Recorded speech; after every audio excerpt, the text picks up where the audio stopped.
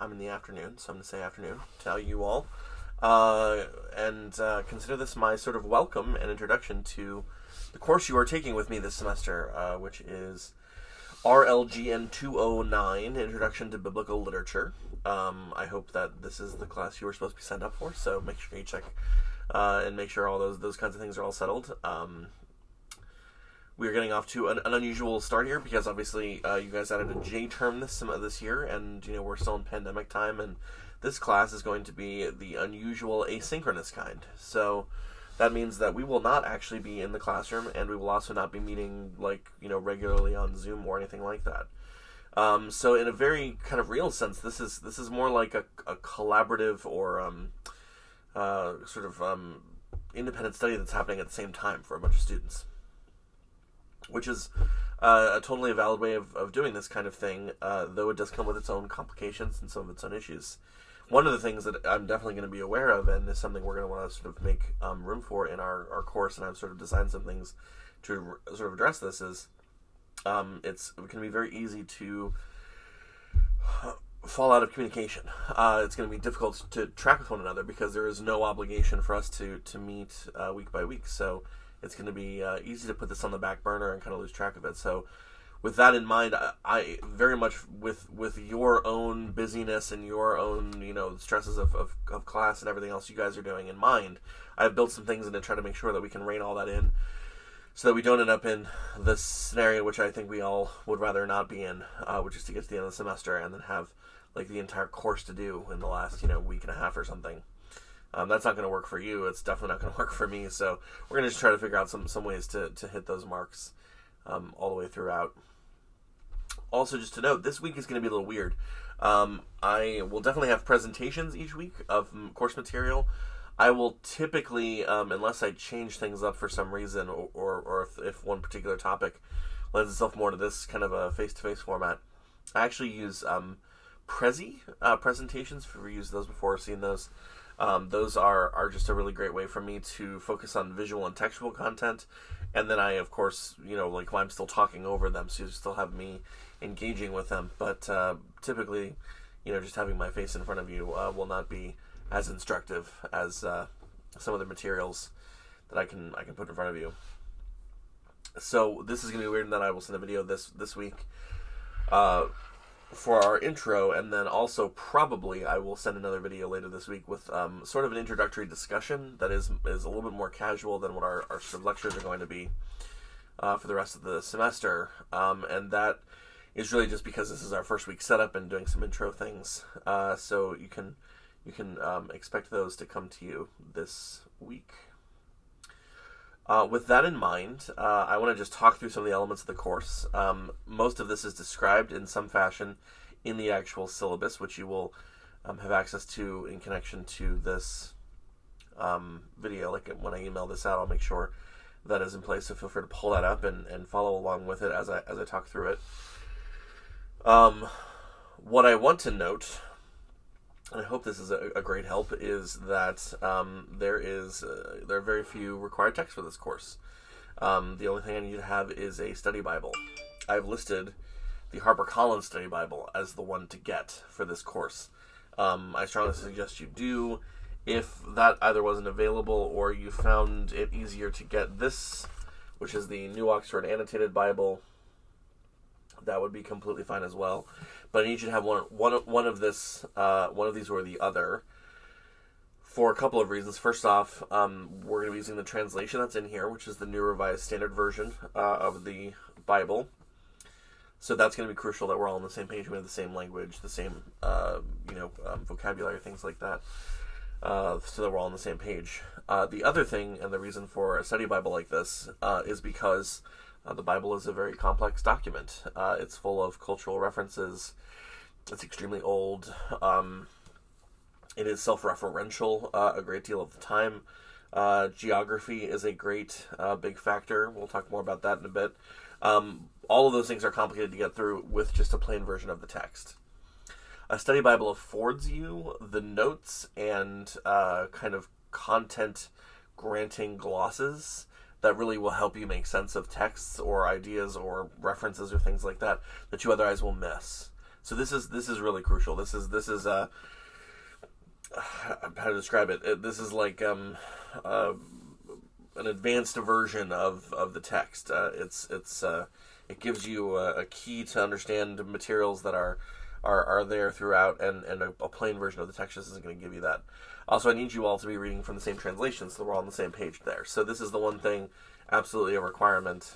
Please be using either the HarperCollins Study Bible or the New Oxford Annotated Bible. That's all the books you need to get. That's entirely it. And I will say, just as a thing to throw out there, it's generally good to, have a Bible in your life for reference for, the odd Jeopardy question or whatever it happens to be going forward. So this is a fantastic time to get your hands on one, for your bookshelf. Everything else in this course is going to happen through, as I mentioned, those Prezi presentations, and maybe a handful of other documents that I might share, either through those Prezis or through, like course documents or things like that I might be keying you in toward. What I will say is that probably the way that this is going to go forward, we're doing an introduction here, so we're skidding on the surface of a lot of topics here in the Bible to try to give us a broad sense of what's going on in this literature. But of course, there are so many depths to plumb here, in terms of just the genre types we're looking at, as well as deeper cultural or theological questions. So probably throughout my prezis, I will also name drop here and there some bibliography and things like that. If you were interested in reading further, if you were interested in getting into a question, those things will be sort of there. So I'll try to just be thoughtful about that as we go through the course. The only other thing that is a real requirement is I need y'all to be able to at least record a video, because what I would like to do, and this was a really rewarding part of this class the last time I taught it, is I'm going to ask you all to do a music reflection. And this is intended to be a kind of informal assignment, but also a really substantial chance for you to think about the ways in which this biblical, heritage affects our culture. And that is the fact that, popular music, really music from all eras, but popular music still is saturated with biblical imagery and draws on biblical ideas all the time. So the ask here is for you to think of a song. I'm thinking just in terms of popular music here. So a song, something that is speaks to you, something that is engaging to you, and that draws on a biblical idea, a motif, a story, a character, whatever it happens to be. I'll have more details about this, but the gist is going to be you're going to sort of introduce the song, play the song, and then kind of interpret, but also sort of explain why it speaks to you. So sort of what the song is doing in itself with this biblical motif, but then also why it grabs you, why it speaks to you, those kinds of questions. Of course, I'll definitely be excited to see what you come up with, but I want to share those videos around with the class as well. So that's the only thing, and I bring it up in terms of requirements for the course, because I just need you to have the access to do a recorded video, and that could be as easy as a laptop camera or a cell phone camera or whatever it happens to be. This doesn't have to be, high production value or anything like that. Because I've kind of dipped into our assignments to just sort of cover some of those. I mentioned the music reflection. The other elements of this course are going to be tied to our readings and the content that we're kind of marching through. And so I sort of have three sort of topic areas for us in our assignments. One is maps. So geography is actually really important to me. It's become really important to me because I actually find that this is an area we just don't talk a great deal about. And it can be really important for making sense of not only historical events, but also literary, stories, things that are in the world, landscapes, geological features, relationships between spaces. These are all things that actually really factor importantly. We're talking about an area of the world when we're looking at the Bible that has been occupied by numerous peoples and by empires that have sort of risen and fallen and the sort of ebb and flow of things. And that's really going to deal with the spaces and places that we're dealing with. And without knowing exactly, where some of those places are and what some of those dynamics really can be, we really lose a lot of the story. So you're going to make 2 maps this semester. This is intended to be, again, I hope I'm really conveying this in the right way. This is meant to be a not terrible kind of fun thing to be doing over the course of the semester.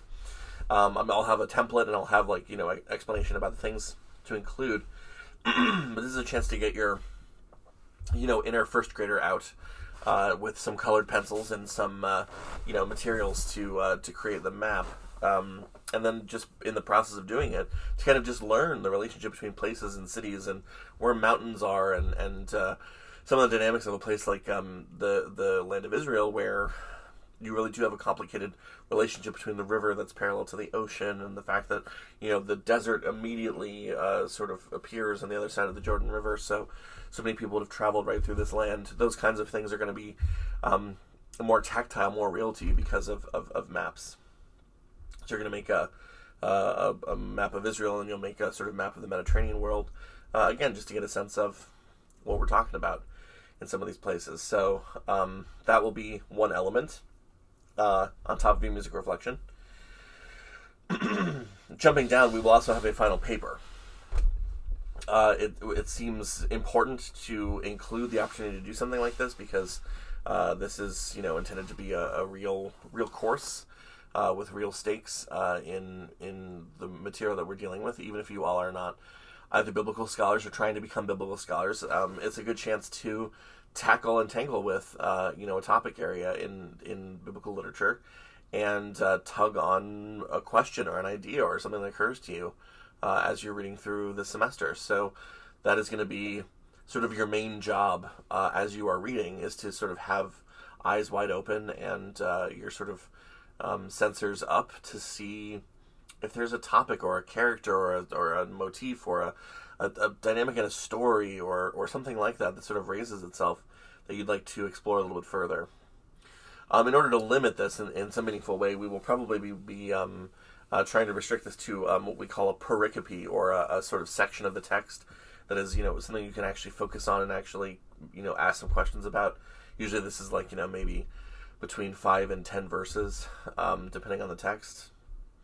So this is gonna be something that's focused. It's gonna be researched. I will give you great lengthy explanation about what that will look like. You don't have to worry about the specifics right now, but for now, to note that that's going to be sort of a capstone for the course, is a chance to at least for one text and in one way to jump in and get into the nitty gritty of what's going on. So that'll be our main element that caps off the course. And then, of course, getting through the course and keeping on top of our content, I have a chance for you to exercise your sort of responsive thinking and your critical engagement by writing some reading response papers. These are intended to be exactly what it sounds like. This is a chance to read what we've been doing this whole semester. This is just reading and thinking and talking about what's going on in these texts. And then to respond to a prompt about it. The prompts are, cannot stress this enough, they are not restrictive. They are meant to be as open-ended as possible. So your response, I don't want you to go totally off into left field or whatever, but at the same time, feel free to take a lot of freedom here to, get into what is interesting to you or something that's come out from whatever literature or text we're looking at for that sort of particular week. This is a chance to get it all out. This is not these are not papers you have to feel have to be dialed in a really clear way. This is a chance to sort of draw on and be attentive to details in the text that are weird or just interesting or even profound and beautiful, something that most struck you while you were reading. So those are going to be sort of like how you pace along with the course. We have, I believe it's 14 total weeks, and I need you to do half. So basically, you'll do 7 papers. And I'm going to, because of the nature of this course and because we're asynchronous, I will probably end up grading them, what I hope is in batches, but I'll give you the grade for those papers as a whole. I cannot stress this enough. I'm going to grade these in a sort of a check plus check minus way. So the worst you can do if you completed all the assignments, which I assume we all will.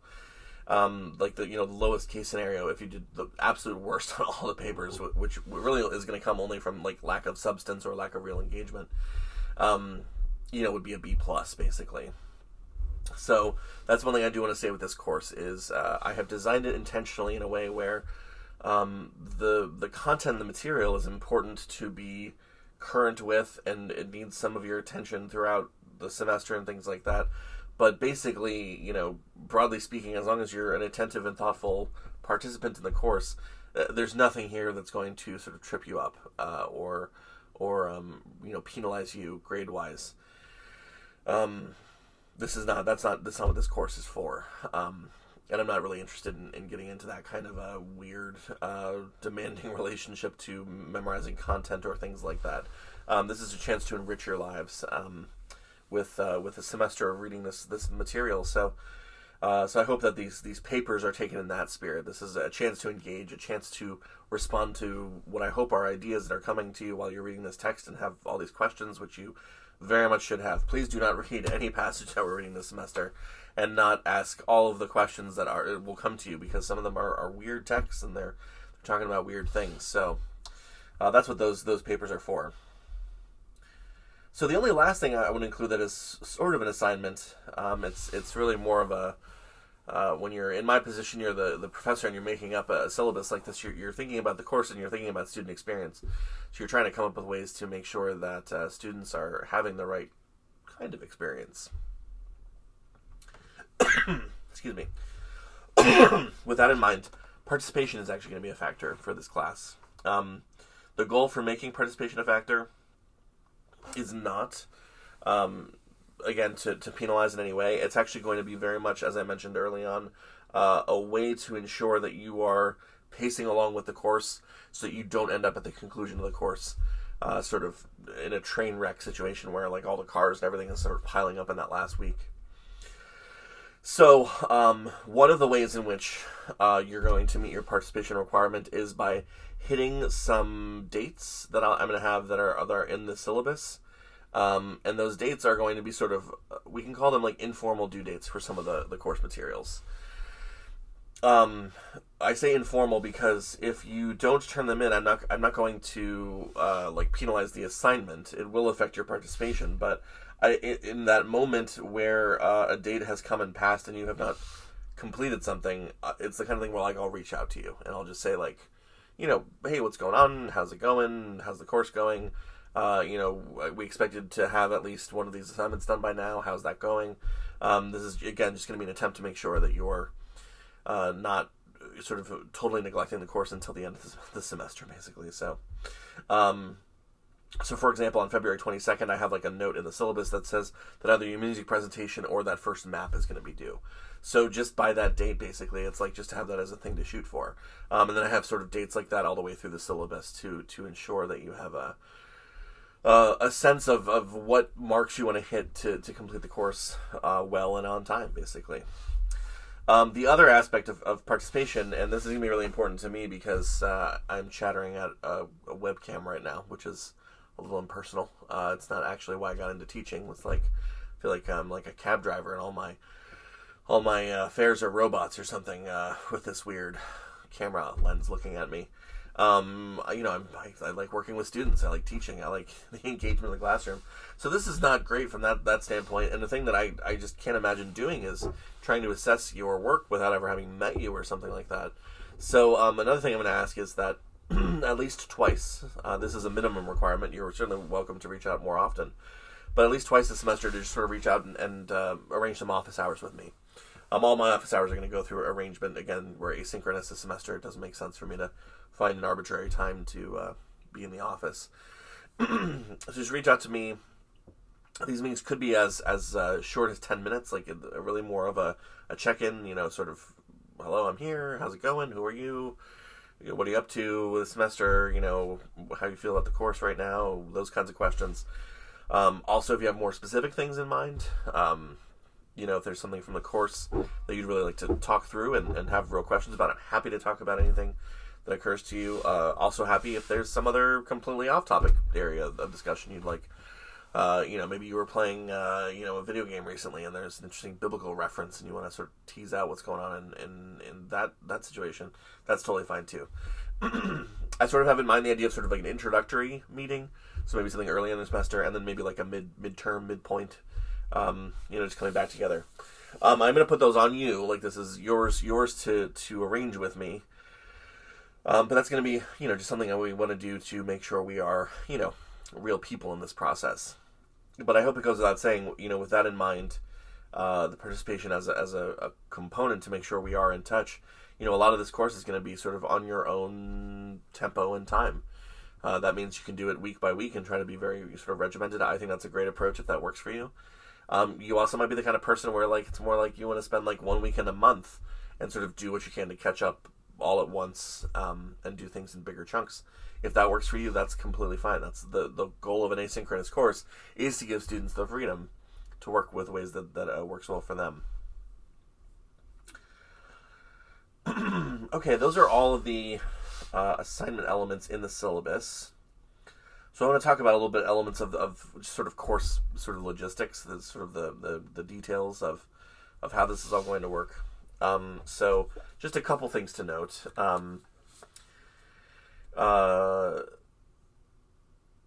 Okay, so one thing is I'm actually using a different email address than my case email address.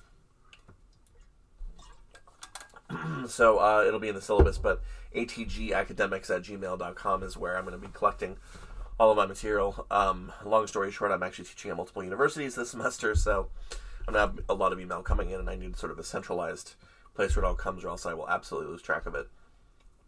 With that in mind, to also say and kind of set up the fact that, the simple fact is that I don't have the freedom of being a full-time university professor. I very much wish I did, where I could just focus entirely on this kind of thing. As it stands, I'm teaching courses at 2 universities this semester, and I also have a full-time other job. So all that is to say is, please, be in touch with me via email. I'm happy to meet for office hours whenever you need to, and we'll come up with times that work. At the same time, I need from you, and I will absolutely respond in turn with all kinds of grace and understanding. Which is to say, if I don't get back to your email immediately, please, I beg for the benefit of the doubt and patience. Sometimes they can, pile up and things like that, and it's just a question of getting back to them.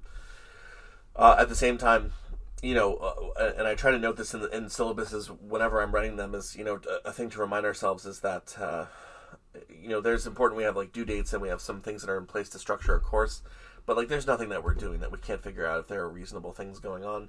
If there's an emergency or an explosion in your life that's going on that's taking you out of things, I am completely flexible. I'm willing to do whatever I can to work within the boundaries of things. Again, there can be a level at which, you take advantage of that kind of thing, and if we get to that point, that'll be a different conversation. But if there's a miscommunication, or if there's an issue, if you get a grade that doesn't sort of strike you in the right way, or I haven't explained myself well enough, we can certainly talk about it, and if there's a discrepancy or an issue, we can figure it out. So that's just a hope that on all sides we can lead with that kind of consideration for one another, because I certainly know from my perspective, having done this before, where I'm just wrestling with other responsibilities, it's just not going to be the case that I can only focus on what we're doing. So that also means if I, which could totally happen, and I will own up to it right now, if I responded and said I would send you something, or if I'm late on some feedback or something like that, just chime in and say, hey, Professor, you mentioned you were going to get back to me, and maybe just that will help me get back to you. On that point, getting the course organized in the right way also helps me a great deal. So I have some things in the syllabus to ensure, for example, that when you turn in materials to me, I'm gonna have a Google Drive kind of procedure this semester where I sort of assign all of you a Google Drive folder that you'll have the link in an email, and you're going to just put your work right in that folder. It'll be shared with me, and then I'll be able to get all your work there. Because as you can imagine, from my perspective for this course, I'm basically waiting from all of you to get all of the assignments for the course completed and graded in sort of one folder. So that's what I'm kind of working toward. So having them all in one place is going to be really crucial, and then also having your files labeled carefully in the right way. So I have it listed here, first initial and then last name dot assignment. So so if it's I have Q Jones dot map 1, that's the kind of thing that will be really help me out on my end. Just when you turn things in, I think students very, very often don't think about is that if you all turn in the same assignment and all it is like exam, if it just says like exam on the top, like I have to go through and relabel all of them. It's a lot more work on my end. So this will make things a lot easier, just to kind of have something consistent on the front end. The course materials are going to be, as I mentioned, presentations and other kinds of things, and they're actually going to go through my own digital learning sort of site. This is still under construction, so your materials will all be there. The rest of the website is still, it's a Google site. It's not like a hugely impressive website or something, but it's going to be coming together. So your material will all be there, and that will be where you get access to those links and that kind of material. And then of course we'll be in touch via email. So that website, your Google Drive access, those kinds of things. That's pretty much how this will be shared and how the logistics of the course will get figured out. All that will be in the email that I'm sending along with this video, so that should all be pretty clear for you all. So just to because I've been talking about all the kind of elements here, but just to note how a standard week will go, my plan will be to have a material ready for you on a Monday of a week. So we're thinking of a week as a sort of Monday through Sunday. I have those listed in the syllabus. So I have them listed as unit names, but then I'll have the date included. Again, it's an asynchronous course, so you're not all necessarily going to be at the same time level, but I have those as kind of references for where we are usually throughout the month. So this is, a reference point for something, to know that by the time we are in the end of February, you should be about in Unit 4 or something like that. Okay, so that is one element of how the week will proceed, is that will sort of be included. If you were trying to complete your reading response papers week by week, which I think would be a very great way of doing that, you might plan to have the paper in by that Friday, so that you're kind of being consistent across the board. So we'll have that. We will have the opportunity for you to turn things in as you complete them, and then the following Monday, the new material will be posted, and it'll sort of go that way. Some of these I actually already have recorded. Some of these I'll be making as we sort of go. So that's one of the reasons for this is some of them might not be posted until that Monday. So the one thing you might not be able to do early on in the course is get well ahead of yourself. That's just, I'm sorry to say, it's hard to get all these materials together all at once. And as I mentioned, I sadly have other responsibilities. So we're working on this. We'll get it all together. The only other things to note, I mentioned how this week was going to be a little different because I'll have a couple of videos. We talked about course texts. So the only other final thing I want to say is just that this is intended to be, as I mentioned, a enriching part of your own education. This is not going to be what I hope is that it will not be a stressful part of your semester. My sincerest goals for a course like this are always wrapped up in what you are learning and getting out of this in a meaningful and something that speaks to the form of your life beyond the classroom. This is not a checkbox on a sort of a class list for me. This is I'm really much more interested in the deeper questions and the more enduring issues. So I hope we can all take the course with that spirit, and then as long as we're all, responsible enough to get our materials done and thoughtful enough to keep the course, as part of our lives here, no one should walk away too disappointed with their grade, and hopefully have a better sense of what's going on in the biblical heritage and what it means and why it's important to the world, as well as a chance to dip into any of the very many deep questions that this heritage can lead you to ask. So with that in mind, I'll be sending this out this afternoon. You will get another one sort of later this week with more. This is sort of like the course introduction. I'm going to do a content introduction video as well. So you can look forward to that later this week.